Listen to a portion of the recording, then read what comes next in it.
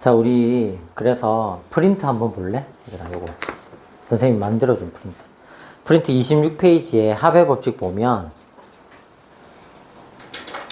그냥 방금 했던 그 컨셉을 말로 쭉 적어놨어. 동그라미 2번이야. 합의 법칙 해가지고 사건 A, B가 일어나는 경우의 수를 각각 M과 N이라고 하자. 근데 기억. 동시에 일어나지 않을 때, 즉 배반인 관계다 이 얘기야. 그지? 배반일 때는 어떻게 한다? 그냥 M과 N을 그냥 더하는 게 끝이라고. 됐니? 그 다음에 니은 한번 볼래? 근데 니은은 A, B가 따로따로 생각을 하면 A의 경우의 수가 M이고 B의 경우의 수가 N인데 어때? 동시에 일어나는 경우가 L개가 있다라고 한 거야. 그럼 어떻게 한다? M과 N을 더한 다음에 L을 빼주는 거야. 그러니까 얘는 어떻게 한 거야, 얘들아? 아까 얘기했던 거 생각해봐라. 합의 법칙을 기반으로 M과 N을 더했잖아. 더했는데 겹치는 부분이 생긴 거잖아. 그래서 뺄셈으로 겹치는 부분 한 번을 소거시킨 거다. 이렇게 이해를 하면 되는 거야. 순서 왜? 이상해? 뭐 잘못되거나 이러면 얘기해줘. 괜찮으니까. 자, 그 다음에 디귿은 이건 지금 선생님 설명을 안 하고 넘어간 부분이 있는데 얘는 이제 아까 얘기했잖아. 원래 선생님이 처음에 그 용어를 쓸 때 2개 이상의 사건에 대한 관계를 일컫는 말들이다 라고 했는데 가장 기본적인 컨셉을 일단 하자 해가지고 사건 2개의 관계에서만 지금 설명을 하고 있는데 여기에서는 이제 뭐야? 사건이 3개가 나온 거야. 그러니까 3개가 나오면 이런 식으로 써야 된다라는 걸 보여주고 있는 거야. 근데 3개가 나올 때도 마찬가지야. 디귿 안에 보면 이제 다시 작은 1번, 작은 2번 나뉘어져 있잖아. 그래서 어때? 세 사건 ABC가 어떤 두 사건도 동시에 일어나지 않는다. 다 떨어져 있다는 얘기야. 그러면 A 따로 더하고 B 따로 더하고 C 따로 더하는 게 그게 A 또는 B 또는 C가 그냥 다 한꺼번에 되는 건데 만약에 겹치는 부분이 있다면 요렇게 더하고 이렇게 빼고 3개가 다 겹치는 거 한 번 더 하고 자 이건 나중에 집합할 때 원소의 개수, 유한집합의 원소 개수 문제로 충분히 다 풀 수가 있으니까 일단 넘어가도록 할게. 됐지? 자 그렇게 하고 아까 이제 2번까지 썼고 3번 자 이제 곱의 법칙 한번 해보자.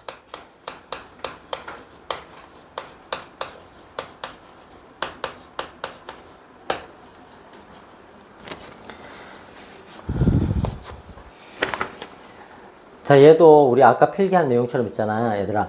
일반적인 대수연산의 곱의 법칙을 먼저 쓰고 그 상황에서 특별한 어떤 조건이 주어졌을 때 이제 교과서에서 흔히 쓰는 그냥 일반적인 곱셈을 쓰는 거야. 자 그래서 일단 이렇게 한번 적어볼게.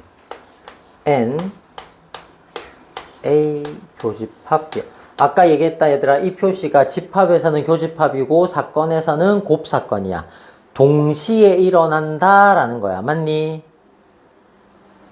자, 이걸 원래 어떻게 쓰는지 한번 잘 봐. 이거는 지금 우리가 1학년 과정에서 쓰는 표현은 아닌데 아까 선생님이 그런 얘기 잠깐 언급했거든.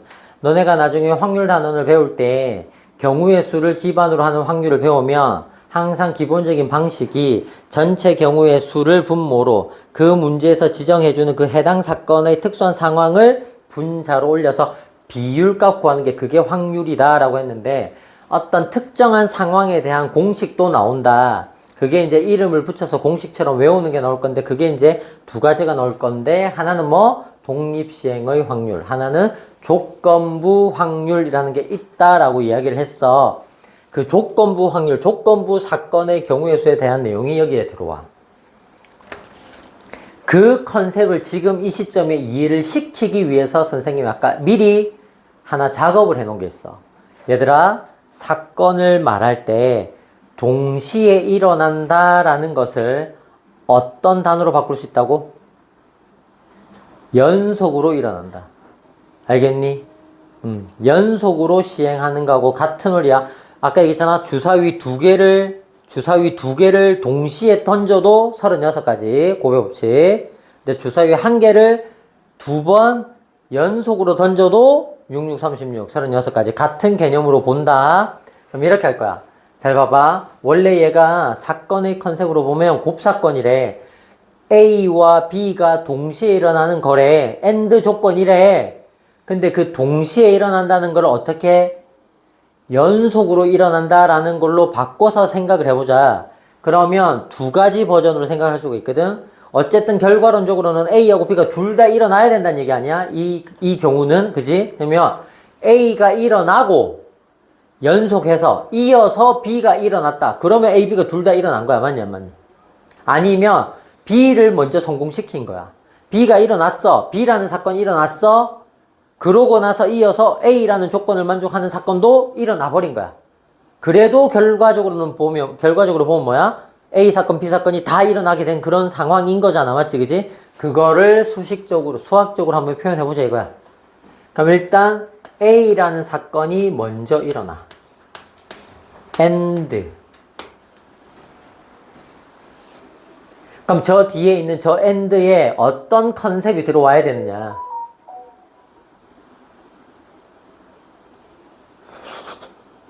선생님 태블릿. 아까 그 탭에서 문제풀이 한 거 쓴 거 있잖아. 그거 하면서 이게 소리가 켜져 있었나 봐. 미안해.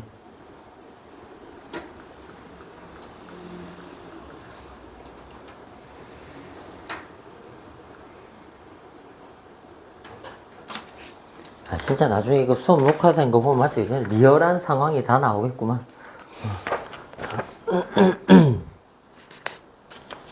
나와서 노래 한 곡 할래? 박제를 시켜놓는 거야, 맞지? 그지? 선생님 유튜브 채널에다가, 그때 이런 아이가 있었어, 뭐 이런. 자, 보자. 자, 다시 한번 빠르게 할게. A와 B가 동시에 일어났다라는 것은 A가 일어나고 연속해서 이어서 B도 일어났다, 이렇게 쓸 거야. 그런데 이제 여기서 중요한 거야. 수학적으로 뭔가를 표현할 때는 있잖아. 항상 정확하게 표현하는 습관 들어야 돼. 내가 그래서 왜 선생님이 그냥 질문 같은 거 할 때도 평소 때 수업할 때 개념에 관한 질문을 할 때는 대충 얘기하면 항상 어때? 정확하게. 그게 다야? 끝이야? 막 이런 식으로 표현 다시 되묻곤 하잖아. 맞지? 그지? 그런 것처럼. 그럼 봐봐. A가 일어났어. 그 다음에 이어서 B가 일어날 거야. 근데 그 B가 일어나는 그 경우의 수를 그냥 N에다가 B를 그냥 그대로 이렇게 써버리면 될까? 수학적으로는 그렇게 쓰면 안 된다는 얘기야. 얘가 이제 뭐냐면 조건부 사건. 여기에 막대기를 이렇게 딱 세우고 서브 A 요렇게 써주는 거야. 자, 이 표시는 사실은 고등학교 1학년 과정 아닙니다. 고등학교 2학년 과정입니다. 자, 요게 적어줄게. 얘가 이제 조건부 사건인데 얘들아, 이 똑같은 컨셉 있지? 아까 이 앞에 n을 뭐라고 했어, 선생님이? 넘버링. 그러니까 경우의 수를 셀 때 필요한 우리 곱의 법칙이라는 공식인 거잖아, 택을 치면. 안 그래? 말하자면. 그럼 저 컨셉을 똑같은 공식을 있잖아. 경우의 수 다음 단원으로 끌고 가도 될 수 있지 않을까? 이 n 대신에 있잖아. 전부 다 p로 바꿔. 이렇게. 그럼 P는 뭐의 첫 글자일 것 같니? 경우의 수 다음 단원이 뭐야? 그 순열, 조합 이런 게 다 경우의 수 안에 들어있는 거 아니니? 그렇네요. 경우의 수 다음이 뭐야?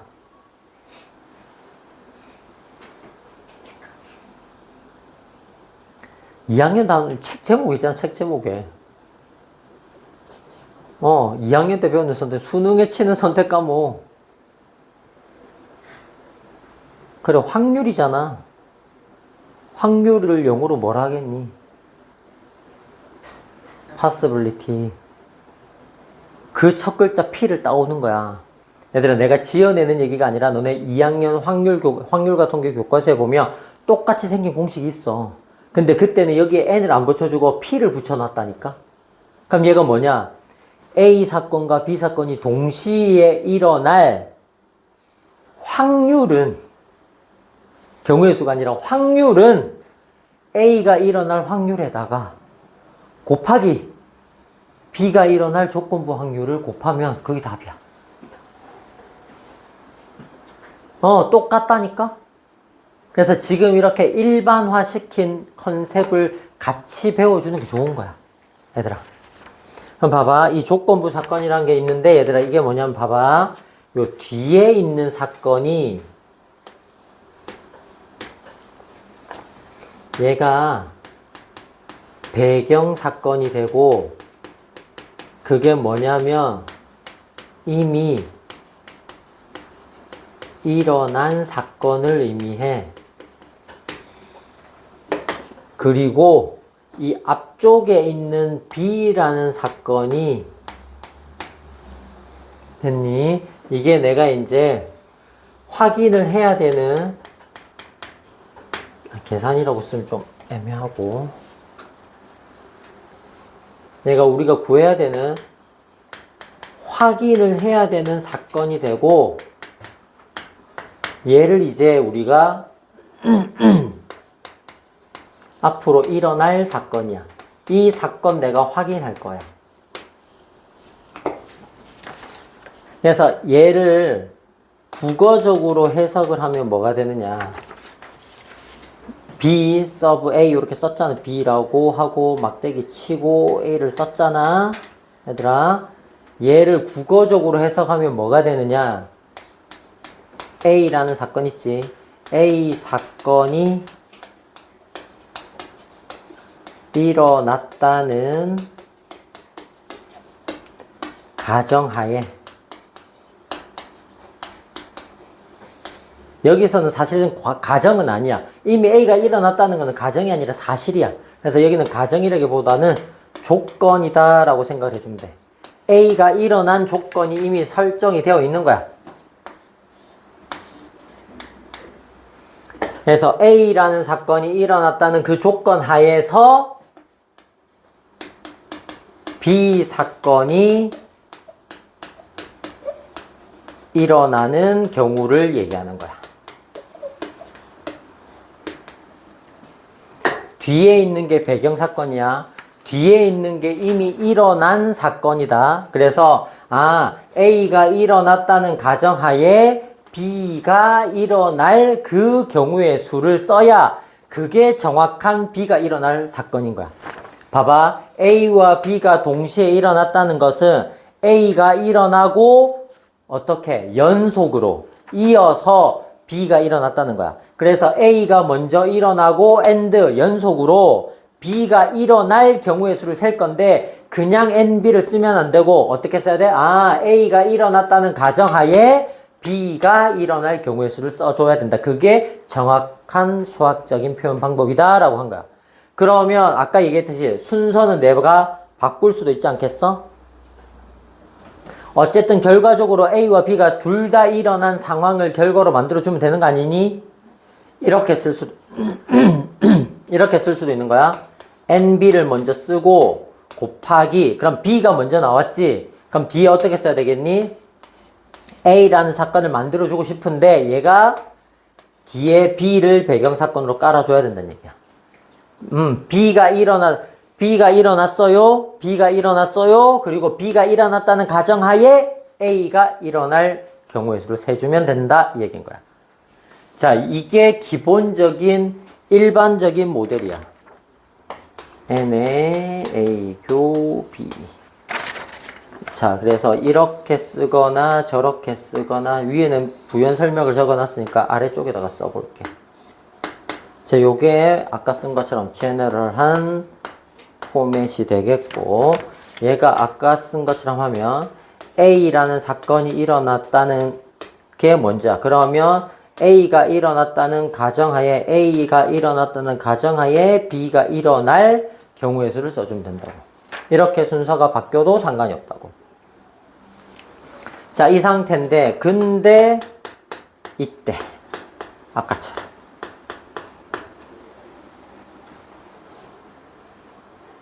자, 그런데 이때 어떤 상황이 펼쳐지느냐.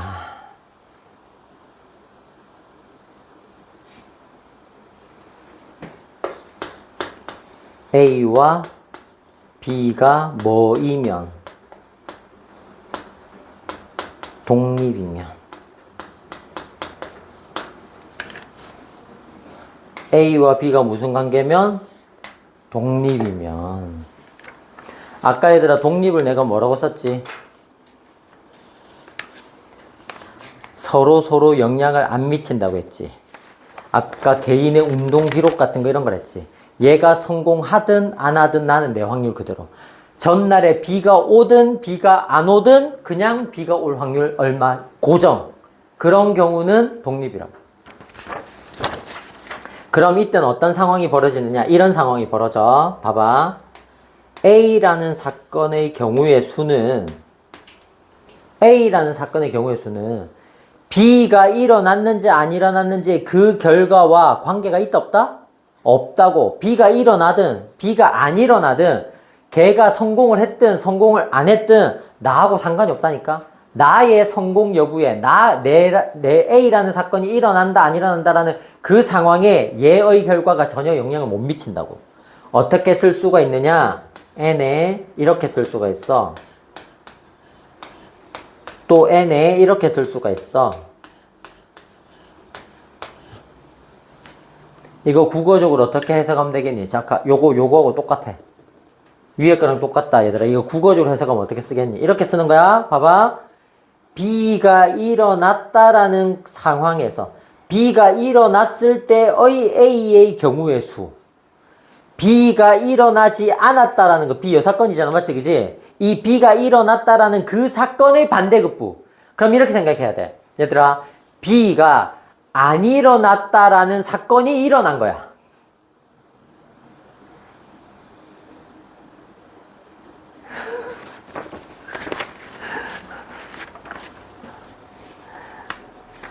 얘들아, 이게 안 일어났다라는 표현을 써서 우리말로 이제 이게 번역을 하다 보니까 이런 약간 선입견이 너네가 있는가? 뭔가 안 일어나면 경우가 없다라는 게 자꾸 생각이 나는 건데, 이렇게 생각해봐.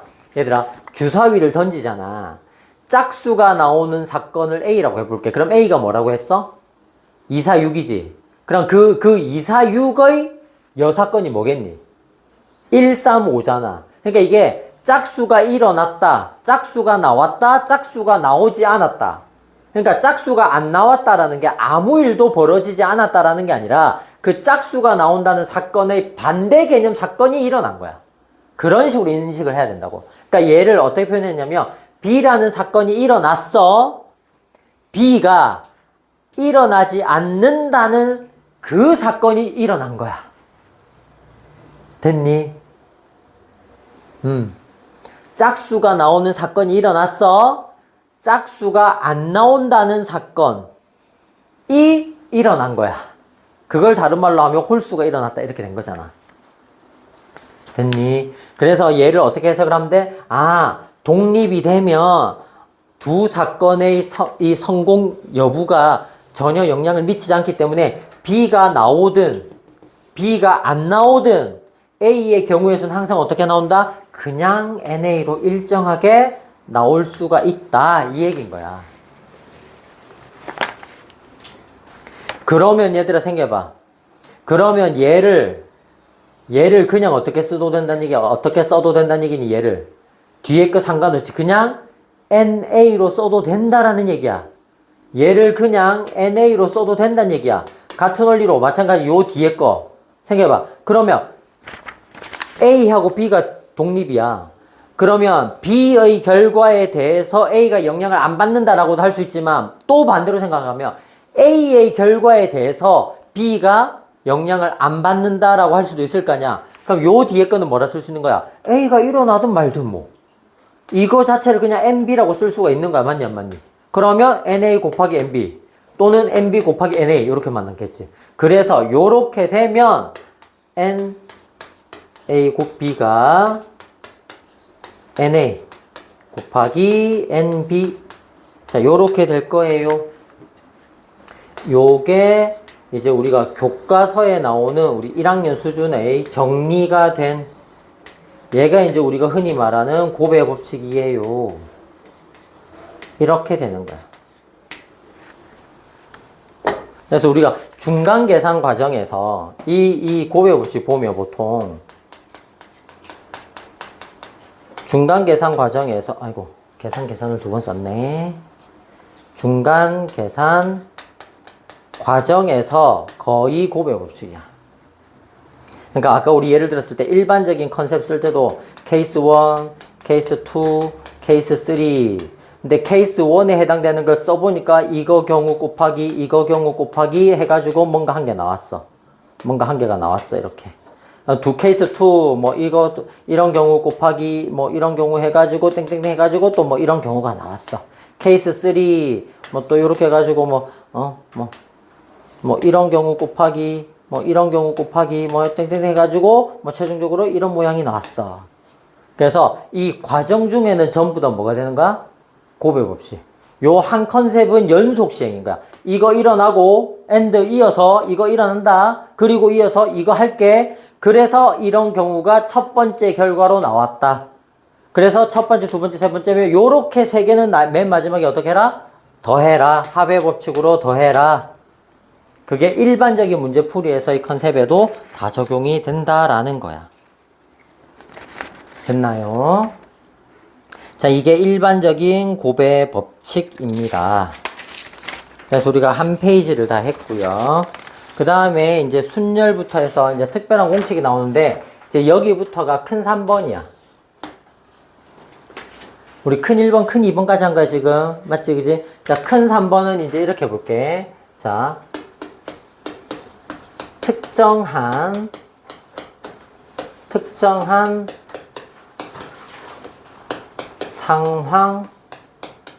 상황에서의 경우의 수라고 해놓고 여기에 언더바 아래쪽에 해가지고 여기에 이제 이렇게 쓰자. 순열 조합 공식이라고 강조를 하자. 그래서 이제 이 상황에서 이제 선생님이 표를 그려가지고 2학년 때 배울 내용까지 살짝 곁들여서 설명을 하면 될 거야. 됐지? 자, 요거 내일 하자. 알겠지? 자, 오늘은 여기까지 할게요.